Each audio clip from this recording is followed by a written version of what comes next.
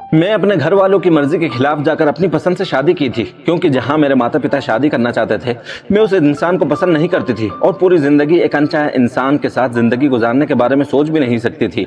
शादी वाले दिन जब मैं तैयार होने के लिए पार्लर गई तो मैंने पहले से ही तय कर रखा था कि मैं वहीं से भागकर अपनी प्रेमी के साथ शादी कर लूंगी, और मैंने ऐसा ही किया। जैसे ही मैं तैयार होने के लिए पार्लर गई, मैं वहां से भाग गई और हमेशा हमेशा के लिए अपनी मम्मी पापा का घर छोड़ दिया, क्योंकि मैं जानती थी कि अब इस घर की दहलीज पर मेरे माँ बाप, मेरे भाई कभी मुझे पैर नहीं रखने देंगे। इसलिए मैंने खुद ही इस घर को त्याग दिया।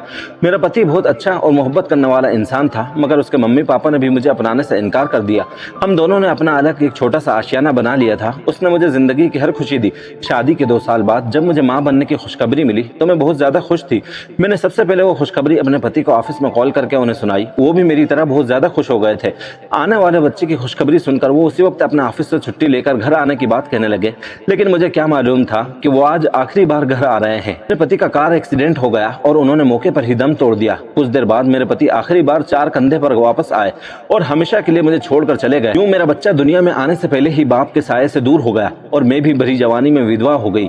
समझ नहीं आ रहा था अब कहाँ जाऊं, किससे मदद मांगूं। मेरे पति की एक बूढ़ी दूर की रिश्तेदार थी, वो भी मेरी तरह दुनिया में अकेली थी। मैं उनको अपने पास ले आई और हम दोनों औरतें मिलकर जिंदगी की गाड़ी को धक्का मारने लगे।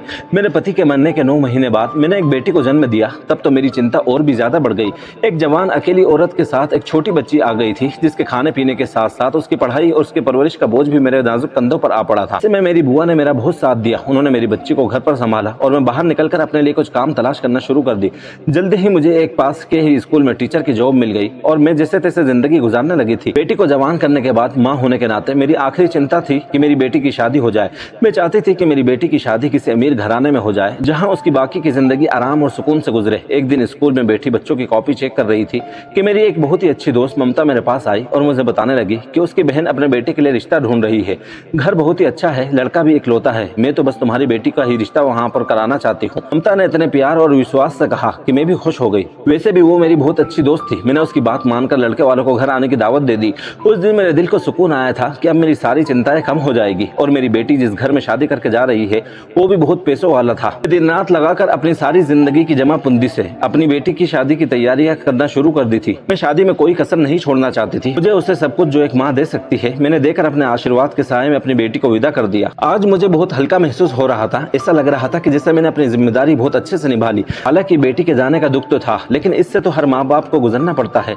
बेटी तो पराया धन होती है, उसे एक न एक दिन पराया घर जाना ही पड़ता है। एक रात ऐसी खबर आई कि उसने मेरी दुनिया ही उजाड़ कर रख दी। मेरी बेटी के ससुराल से फोन आया कि आपकी बेटी की अचानक तबीयत खराब होने से उनकी मौत हो गई है। मेरे लिए यह खबर किसी तूफान से कम नहीं थी। इस जानलेवा खबर ने मेरी कमर ही तोड़ दी थी। मैं अपनी बेटी के घर पहुंच गई तो पूरा घर लोगों से भरा हुआ था, लेकिन एक बात हैरान कर देने वाली थी। मेरी बेटी को एक अलग कमरे में रखा गया था। उसको एक मोटे से कंबल में लपेट कर रखा गया था। मैं मायरा से लिपट कर रोने लगी। मेरे पति के मरने के बाद मायरा ही तो मेरी जीने की एकलौती वजह थी। वो भी मुझे छोड़कर चली गई। मैं एक तरफ चुपचाप पड़ी हुई थी। तभी मुझे पानी पिलाने के बहाने एक नौकरानी मेरे पास आई। उसने मेरे कान में कहा कि आप अपनी बेटी के साथ इस कमरे में अकेले 10 मिनट तक रुको। नौकरानी की बात सुनकर मेरे कान खड़े हो गए। आखिर कुछ तो राज है मेरी बेटी की मौत का। मैंने जल्दी से खुद को संभाला और कहा, मेरी बेटी मुझे छोड़कर हमेशा के लिए चली गई है। मैं आप लोगों से एक विनती करती हूँ, मुझे सिर्फ 10 मिनट के लिए अपनी बेटी के साथ अकेले कमरे में रहने दो। मैं कुछ समय सुकून से अपनी बेटी के साथ गुजारना चाहती हूँ। और फिर कुछ सोचते हुए उन्होंने मुझे मेरी बेटी के कमरे में छोड़ दिया। तभी कमरे की पिछली खिड़की की तरफ से वो ही नौकरानी अंदर आई। उस नौकरानी ने मेरे कान में कहा कि तुम्हारी बेटी जिंदा है। अगर तुम्हें यकीन ना हो तो तुम खुद चेक करके देख सकती हो। मैंने उसके होठों के पास अपने कान रख दिए। मुझे ऐसा लगा कि जैसे हल्की हल्की मायरा की सांस चल रही है। जरूर ये लोग बहुत ही शातिर लोग हैं। उन्होंने मेरी बेटी को कुछ ऐसा खिला दिया है कि उसका पूरा शरीर ठंडा और नीला पड़ चुका था। मैं जल्दी से नौकरानी के पास गई, उसके सामने हाथ जोड़कर खड़ी हो गई। मैंने कहा, प्लीज मेरी बेटी को बचाने में मेरी मदद करो। मैं तुम्हारा ये एहसान जिंदगी भर नहीं भूलूंगी। मैंने उससे कहा कि तुम मेरी बेटी को इस खिड़की के रास्ते ले जाओ और किसी सुरक्षित जगह पर पहुंचा दो। नौकरानी, जिसका नाम सुमन था, उसने अपनी जेब से एक छोटा सा मोबाइल फोन निकाला और किसी को फोन करके उसे कमरे में खिड़की के पास बुला लिया। 2 मिनट के बाद ही खिड़की के नीचे 2 औरतें खड़ी थी। मैं और सुमन ने मायरा को खिड़की से नीचे उतार दिया। वो दोनों औरतें मायरा को लेकर चली गई। मैंने सुमन से कहा, सुमन मुझे पूरी सच्चाई बताओ, ये लोग मेरी बेटी को क्यों मारना चाहते थे। फिर सुमन ने मुझे बताया कि बहन जी, जब से मायरा विदा होकर आई है तभी से मैं देख रही हूँ कि उसकी सास रोज दूध में कुछ न कुछ मिलाकर पिलाया करती थी। मैं उसकी सास का इरादा भाप गई थी कि वो मायरा को मारना चाहती है। सुमन की कहानी सुनकर मेरी तो रूह कांप गई। उन लोगों को मेरी बेटी से क्या दुश्मनी थी, मुझे कुछ भी समझ नहीं आ रहा था। 10 दिन तक मेरी बेटी का इलाज सुमन करती रही। जब मायरा बिल्कुल ठीक हो गई तो रात के अंधेरे में मैं उसे लेकर अपने घर आ गई। मैंने अब तक उसे छुपा कर रखा था, किसी को नहीं बताया था कि मेरी बेटी जिंदा है। मैं ठंडे दिमाग से सोच रही थी कि अब आगे मुझे क्या कदम उठाना है। फिर एक दिन मैं पुलिस स्टेशन पहुंच गई और सारी कहानी पुलिस के सामने सुना दी। पुलिस ने तुरंत एक्शन लिया और मैं पुलिस को लेकर अपने जमाई मुकेश के गाँव पहुंच गई। पहले तो मुकेश की माँ मुझे इस तरह पुलिस के साथ देखकर चौंक गई। पुलिस इन सब लोगों को अरेस्ट करके थाने ले गई, जहाँ पुलिस ने सबकी अच्छे से खातिरदारी की और पुलिस की मार से मुकेश की माँ ने सारा सच उगल दिया। वो कहने लगी, हाँ हम लोगों ने ही मारा है, ये सब हमारे प्लान का एक हिस्सा था। और अब मुकेश की माँ ने पूरी कहानी सुनाई। 30 साल पुराने जख्म फिर से ताजा हो गए थे।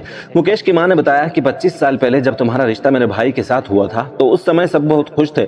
बहुत मुश्किलों से हमारा भाई शादी के लिए राजी हुआ था और तुमने तो भागकर अपने आशिक के साथ शादी कर ली थी और मेरा भाई इस दुनिया से चल गया था। फिर तुम्हें पल पल मरता देखना चाहती थी। हमारे पास एक आखिरी खुशी थी, तुम्हारी बेटी। हम उसे भी छीन लेना चाहते थे, इसलिए ममता ने तुम्हारी बेटी की शादी मेरे बेटे से करवाई और फिर मैं तुम्हारी बेटी से पल पल बदला लेने लगी। मायरा की सास के मुंह से ये बातें सुनकर मेरी आंखों से आंसू बह रहे थे।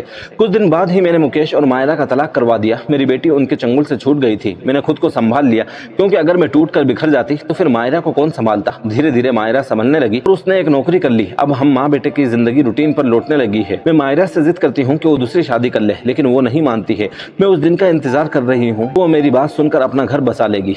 दोस्तों, आपको हमारी ये स्टोरी कैसी लगी कमेंट बॉक्स में जरूर बताएं और जाने से पहले हमारे चैनल फेम स्टोरी हिंदी को सब्सक्राइब जरूर करें